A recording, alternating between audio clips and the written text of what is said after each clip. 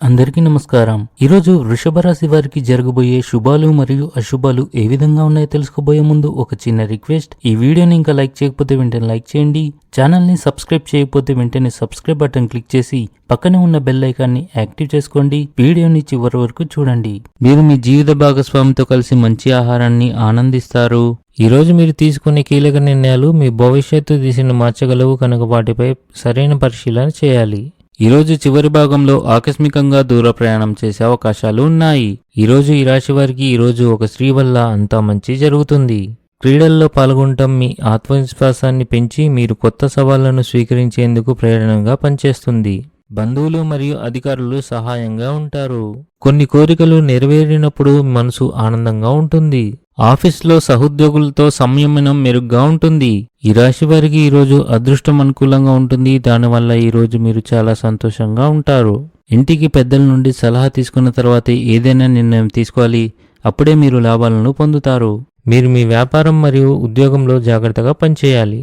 మీరు సాయంత్రం నుండి రాత్రి వరకు మతపరమైన కార్యక్రమాల్లో గడుపుతారు. ఇది మీ మనోధైర్యాన్ని పెంచుతుంది.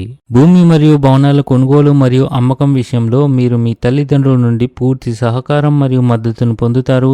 ఇది మిమ్మల్ని ఆర్థిక స్థితిలో ఉంచడంలో సహాయపడుతుంది. మీరు ఇంటి పెద్దవారైతే అనవసరంగా ఇతరులపై కోపం తెచ్చుకోకుండా ఉండండి.